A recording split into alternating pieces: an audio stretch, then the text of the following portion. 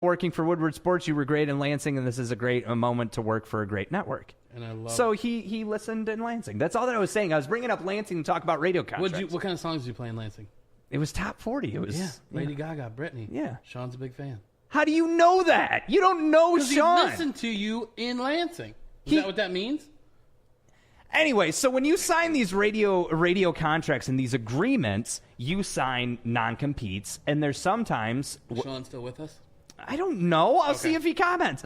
You also sign agreements with your likeness. So when I was working at a station up in northern Michigan, and I think it's 7 years after the contract you could talk about it, so I could talk about it now. Yeah, when I was working at KHQ, my Facebook name was Artemis on KHQ, and I'm in no way comparing myself to Dave Chappelle right now. I'm just comparing circumstances. I had posted the picture of the dick in the snow. I got fired from it, blah, blah, blah. You've heard this story a million times. But I posted on Facebook after I got fired, hey, I got let go for drawing a dick in the snow. And I got a phone call that said, if you don't take that post down, we're going to send you a cease and desist and we're going to sue you. So with Chappelle, when you look at Chappelle's situation, it's like for him to talk about what's going on in the industry, like he even said, the lowers at Comedy Central, let them know that I'm talking about you guys right now. But he's also a multi-millionaire. He's also one of the greatest comics of all time. And he's also a game changer. Like, what if he was to change the aspect of how shows are made moving forward? Do you agree with him saying, hey, he obviously can't have Netflix take it down?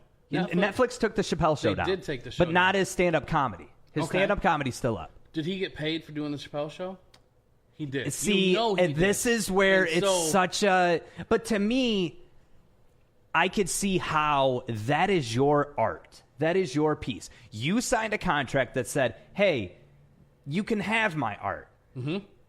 But I feel like there's learning lessons in life, too, because he had even mentioned in the special, I can't start my own Chappelle show because my likeness is banked with Comedy Central. They have, and to me, that's a form of slavery. That's a form of, it is. No. It is. How is it not? Ownership of a human being. Yes. You own that person's last name. To where he cannot, that is a form of slavery. Just like in the music industry. But he signed that up. It wasn't forced on him. I do see that part of it too. Because when you sign a contract with a corporation, with an individual, it's such muddy waters. It's such like, this is ours, but yet you can do what you want with it. But if you take it and leave, we can grab it back from you. And to me, that's where it gets all weird. That's where, when you look at a situation like what Chappelle is going through with the Comedy Central thing, I mean, it's still a thing. He said the reason why I drink and smoke now is because of you guys. Imagine... No, I totally agree. Imagine if you had something that you made all that money from, that they made billions off of, okay? They take it from you, and they said, hey, you signed a contract saying that this is ours, and you can either continue to do it or you can lose your mind and go live in Africa for all we care because this is ours. That, to me, is when it's like you guys are profiting off of another person's genius. That's where I have a problem with it, where it's like, sure, you signed a contract saying this is yours, and I get that. But at the same time, that man now can never have that back. When you say it that way, I changed my thought on it because I was anti. I'm like, you got paid for it. Let people enjoy it. That's why you made it. Mm-hmm. I enjoy it. What's your favorite Chappelle show skit? The fuck your couch, the Rick James. Yeah. But then the other great Prince one, the Prince one was good. The best one ever was the Klansman one. That's legendary. Oh my God, there's nothing better than that. I mean, there is. It's the Knee-High Park. That one was good too. That one was good too. But see, that's the thing. Kids on venereal disease. He has that to live off of for the rest of his life, but he doesn't. Because it's Comedy Central. Netflix, taking it and putting it up there, he doesn't get anything for that. I agree with That's you. BS. I agree with That's you. crazy to me. I do. Yeah, I think that. But you got to look at it. Right now, we're going through extremely tough times. We're going through... Is Dave Chappelle struggling right now financially? No. Hell no. But at the same time, that is his property. When you look at... It's his legacy. It's his legacy, yeah. When you look at that businesses... Show will always be his legacy. Yeah, when you look at businesses that are struggling right now, when you look at people that we have as friends that are struggling, that are in a business that can't open right now. Or, I mean, look at where we're at right now. That's a good point. We're in the Lady Jane Studios, part of Woodward Sports, that is both local businesses. Mm-hmm.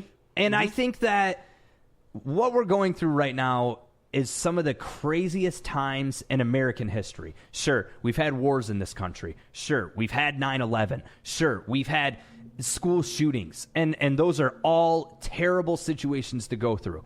But what we're going through right now impacts every single person in this country. Every single person. Every person. And the impacts have not even begun to start. We're going to have, there's a possible recession from this. Businesses. But that's why. We've lost, I went to go get some ink today. Cartridge World. Yeah. Shut down. Yeah. Very famous guitar shop shut down. Yeah. It was a local But that's why it's so important. Okay, so for like today, before I came to work for Woodward, oh my God. Big. The hell was that? It was big. What It was beefy. But before I came here, I went to one of my favorite places in Flint ever, the Machine Shop. And big shout out to Kevin and Johanna and the whole crew. And I went and bought, I mean, I spent a nice chunk of money on Machine Shop gear. Currently, they're closed. They can't do concerts. They can't open as a bar. Right. But they said, hey, you know, you can come in and do clothes shopping. Yeah. And fantastic. Your wife worked it. She works there. Yeah, she works there. She got you lots of clothes. I shopped myself. I have enough Machine Shop shirts. Like, so here's the thing. Their shirts, they're great and they're comfortable, but they do shrink, but it encourages you to lose weight. Ooh. So I need to lose some weight. But that's a local business that has struggled so much because of this pandemic, because of, you know, like I never would have thought at the beginning of the year or this time last year that I would be going to my last concert for a year now. 8 months? Yeah. It's nuts. It's crazy. So it's important to support those local businesses.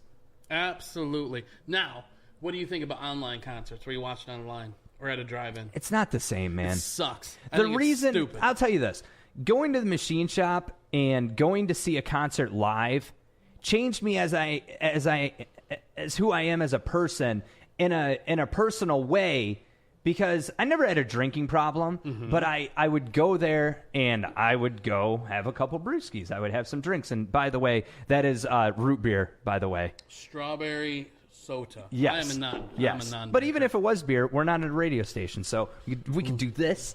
We can flip the camera off. We can do whatever we want. But anyway, pull our pants down. Yeah, well, let's not. Yeah, you're going to show all of Woodward. But the thing is the Machine Shop taught me to not drink. So I remember going there, and I remember I was looking forward to this concert so much. What was the concert? Hatebreed, Acacia Strain. There's a couple other under the bill, but I don't. Crowbar. Yeah, Crowbar was on there. Yep. And I remembered every time that I went to the shop, I would talk to Kevin. The problem is that Kevin's usually really busy during the daytime. Once it starts kind of settling at night, he's got time. By then, I'm inebriated. So I would go up to Kevin and be like, I was plastered. So I never remember any conversations. So I remember this concert I was so excited for. I got wasted. I ended up going in the mosh pit, which I'm 29 at the time, and I'm a lump of coal when it comes to working. Like I don't work out, and I remember I was so drunk that I don't remember it the next day. And the Machine Shop taught me to, one, go to a concert and you don't have to be drunk to enjoy it. And two, maybe you have a drinking problem in the sense that, sure, you don't get wasted all the time, but when you do get wasted, you get plastered. So I've drank literally twice in 2 years since then. Like, good. That place taught me. You really credit. I mean, I love this. I credit it. You really credit them. No, you have been improving your life. You quit gluten. You quit drinking. You've been improving your life. You've been getting in shape. You're healthier. Yeah. So I credit the shop as being the outlet for that reason as to why I did it. I know it's a stretch, okay? But our thing is, with Jeff, we talked about it before. If you're going to do something You just threw me under the fucking bus. You just went, so you're telling me Kevin and Johanna literally had an intervention with you at the Machine Shop and said, you have a drink problem, you should probably quit. You were making it big. A mountain out of a molehill? Yeah, I didn't want to say it, but yeah. Yeah. So if you're going to do something good, support a local business. Yeah. A lot of people have been talking about it. It is very, very important. It's where I met my wife. Taco Bell is going to survive this. I promise Oh, yeah. you. Yeah. You know what? But the Taco Shack on the corner is not. No. Go help them out. Yeah. It's Christmas season. It's a lot of things. Help out local businesses. I think when I look at the machine shop, I look at it as a place where, okay, I didn't realize I had a drinking problem, but that was the last place I got shitty wasted at. There, I said it, okay? But it's also a place where I met my wife, okay? So, that it holds significance to me. And when I went in today, it was very nice to see everyone. It was very nice to get those deals. I mean, $10 for a T-shirt, you can't get that deal at Goodwill. You can still shop online if people are interested. Yeah. I went in there yesterday. I know. Johanna told me that you cleaned up house. Or no, I think Kevin did. I got a lot of shirts. Yeah. And my dog took a big old shit on the floor. I'm still in very embarrassed. Is that the most embarrassing moment that you've had at the shop? No. My brother got in the dumpster. Rest in peace. And he took a dump in the dumpster. But my dog taking a dump in the machine shop. Stop. Time out. No. That was one of the more embarrassing things I've ever had happen to me. My dog is beautiful. He's cute. No. You're going past it. Your brother, rest in peace. Rest in peace. He took a shit in the machine shop garbage can, like the Not dumpster? the machine shop dumpster, the Burger King dumpster. Which is right next to it. Next to it, yes. All of a sudden, I'm enjoying envision this in your head. I'm enjoying a show. And all of a sudden, my brother is just gone. And I think to myself, I wonder where Patsy's at. And then I just don't think anything of it. Maybe a half hour later, I have my friend, shout out to the bird, Justin. He comes up and says, you have to buy Patsy a T-shirt. I said, well, I don't know what you mean. What are you talking about? He said, well, he's in the bathroom. He had a flannel-type fuzzy shirt on. He climbed into the Burger King dumpster to take a dump, wiped with his shirt, and now can't get out of the bathroom. How big is his ass crack that his shirt didn't work?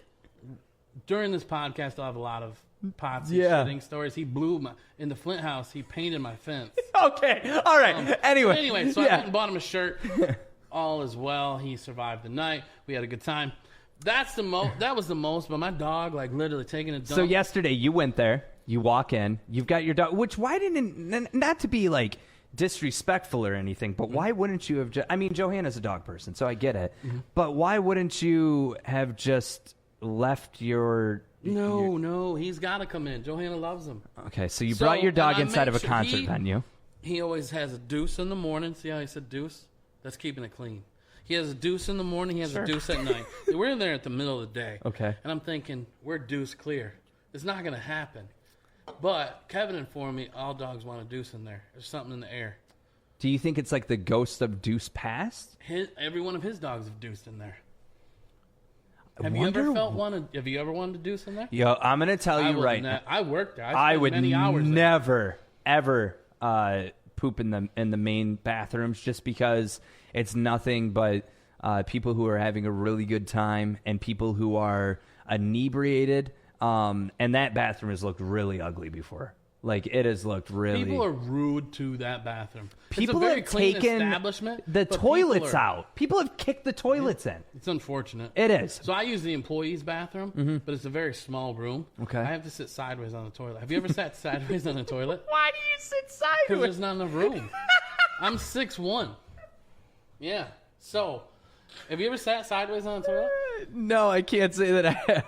Oh, and tomorrow is Small Business Saturday. So it's a perfect time that we're talking about this. That. Yeah, make sure that you visit the machineshop.info, buy yourself a shirt, buy yourself. But I'm deucing to small businesses. Yeah, and if you're gonna jump around a little bit. Yeah, as far as embarrassing things, I mean, getting drunk, like, to where I don't remember that's happened before, but it's walking into that place yesterday today really made me realize, like, how much I've missed that place. Like, it's just, when I first went in there, my first time in there, was thanks to the Banana Crew. And I went in there and I walked in and I was like, this is the coolest place I've ever been in my entire life. My entire life. Like, you walk in and it felt like my dad used to take me at biker bars off of Gratiot.